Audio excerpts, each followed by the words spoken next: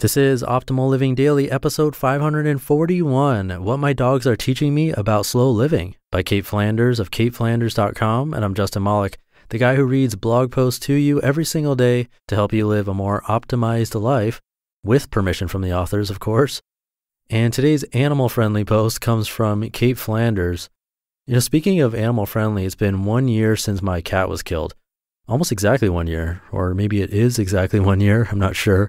I'd have to check the exact date on my own computer. But anyway, it was kind of funny because recently I had some friends over and I didn't realize that one of them had been binge listening to this podcast from the very beginning, which, by the way, is always awesome to hear. I love that. But when it's someone close to me, it's kind of strange, especially for episodes like that one year ago when I was a complete disaster. I was very late recording that whole week because I was trying to find my cat, and the day I found out she was killed, I didn't have an episode ready for the next day, so I had to record. And, well, if you've been listening for a year, you'll probably remember this and know what I'm talking about. It wasn't pretty, and I wouldn't want anyone I know to listen to it. And when I was talking to him, he was like, yeah, I'm past episode 200 now. And I was like, uh-oh. So I quickly went and checked what episode the cat one was, and it was episode 177. So I was like, oh no, this is going to be awkward. But when he came over, I just went out with it and brought it up, and he just said how surprised he was about how deeply affected I was. And it was a good conversation, so it all turned out okay. But social anxiety and close friends hearing that episode from me is kind of a recipe for disaster. And had I known he was listening this whole time, I would have warned him and probably told him to skip that episode. But all that to say, hey, if you've been listening for a year, thank you for that. Or if you're newer, no need to go back and listen to that specific episode. Anyway, I don't want to keep this intro too long, so let's get right to today's post and start optimizing your life. What My Dogs Are Teaching Me About Slow Living, by Cait Flanders of CaitFlanders.com. May was not meant to be a month of silence. I did not intend to disappear. My plan with the slow technology experiment was only to take a break from social media, not the blog. I'd planned to write a post about the role television plays in my life these days. I'd also planned to write a post about how I use technology as a whole. Of course, as I continue to learn again and again, things don't always go as planned. Life is not always in our control. In fact, I think it was Lauryn Hill who said, quote, "We can't plan life. All we can do is be available for it," unquote. And that's exactly what I did in May. I made myself available to the two creatures who needed me more than anyone or anything else, our family dogs. The girls, as we call them, have been part of our family since shortly after I graduated from high school. We brought Molly home in 2004 and got Lexi in 2005. There is no doubt we spoiled them, the way many small dog owners do and sometimes have to, but they loved the same things as every other dog. Going on walks, especially at the beach, eating food and hanging out with their pack. And they each came with their own unique personality. Lexi is a brat who plays by her own rules, and Molly quickly becomes her protector.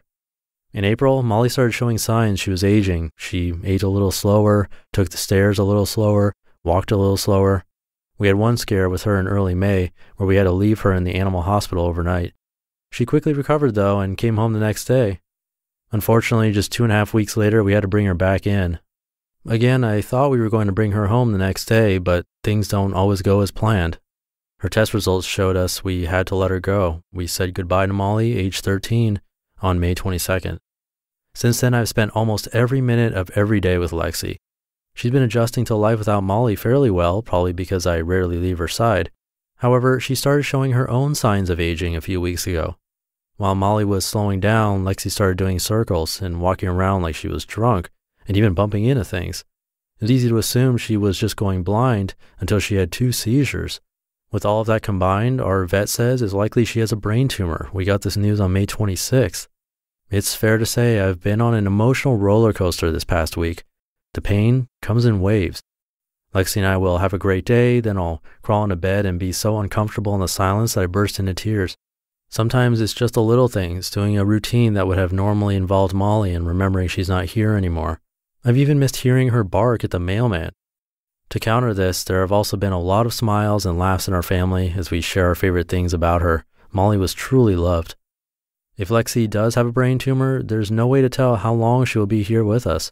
My heart is broken at the thought of having to say goodbye to her too. So far, 2 things have helped me not have a breakdown about it. 1, knowing she's not in pain, And 2, knowing she is blissfully unaware of her condition. The second point is something I think about many times each day and comes with even more lessons of its own. While I've been trying to figure out what slow living looks like, the girls have been exemplifying it their whole lives.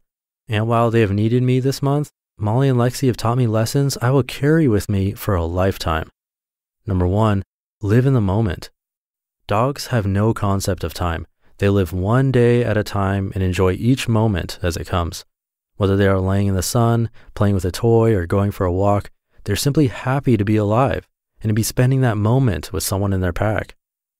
Number 2, it's okay to cry. That's not to say they have no emotions. Molly was one of the most emotional dogs I've ever met and wore her heart on her sleeve, but she didn't sit around worrying all day. She simply had emotional reactions in the moments they were needed, like when something was wrong with Lexi. Number 3, make sure your basic needs are met. Dogs only have a few basic needs: food and water, a place to sleep, and access to a patch of grass. They don't care what color their leash is, how cute their toys and beds are, or anything else.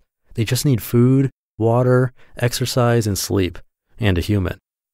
Number 4, be grateful your basic needs are met. One of the best things about living in the moment is that dogs also have no concept of wanting more. They don't care about getting the newest or best of anything. They're simply grateful to eat their food, lap up their water, soak up the sun, and get some attention. Number 5, give people your full attention. Speaking of attention, dogs are the one animal that give humans all of theirs. They greet you with pure love and joy.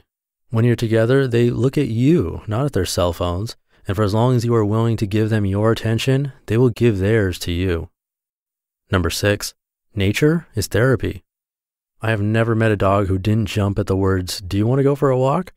They don't care about climbing mountains or running personal bests, and they really don't care about the pictures you can take and share on social media. Dogs are simply excited to get some fresh air and spend more time with their pack. It also helps them release some energy and sleep better at night. Number 7, don't take life too seriously. There is always a reason to play. None of this is to say I've put it all into practice and I'm high on life right now. I've spent much of the past week in a daze. While I'm present with Lexi, I've ignored my inbox and my client work. I dragged the vacuum out last Monday, but didn't actually vacuum the house until yesterday. I even forgot about an important interview and wrote down the wrong date for my nephew's birthday party. Grief messes with us. It's human. I'm human. But my four-legged family members are doing their best to bring me down to earth and remind me to be present. I'll do an update on the social media detox next week, but for now, I'll say this.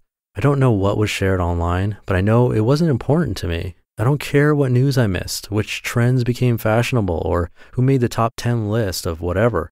The only thing that mattered was taking care of the girls, starting to grieve the loss of Molly, and making sure Lexi was living her best days. There's nothing more important than the people and animals in our lives. Please give yours an extra hug and cuddle today. You just listened to the post titled "What My Dogs Are Teaching Me About Slow Living" by Cait Flanders of CaitFlanders.com. And that was actually way more relevant to my cat's anniversary than I thought it was going to be. Crazy how that worked out, because this is one of the newest posts from Cait. And unfortunately, there is an update from her on this post. I'll read it to you. Update. Lexi lost her fight on May 31st. My heart is broken, but I'm so grateful I got to spend all her final days with her. The girls are together again. So sorry, Cait. I know what you're going through. And actually also because one of the dogs I live with, Bernie, was recently hospitalized overnight too. So we're going through this right now as well. He seems to be doing okay right now, which is good. But yeah, for you listening to the show, if you have a pet, give it or them a hug. And sorry this episode wasn't as uplifting as usual. I do think it's important to hear both sides of the spectrum. And I was going to tell you about my Patreon page, but it doesn't feel right today. So I'll leave it there for today. Have a great Sunday and start to your new week. I'll be back tomorrow with the start of a longer post from Zen Habits, a motivational one actually, so we have that to look forward to. I'll see you there tomorrow, where your optimal life awaits.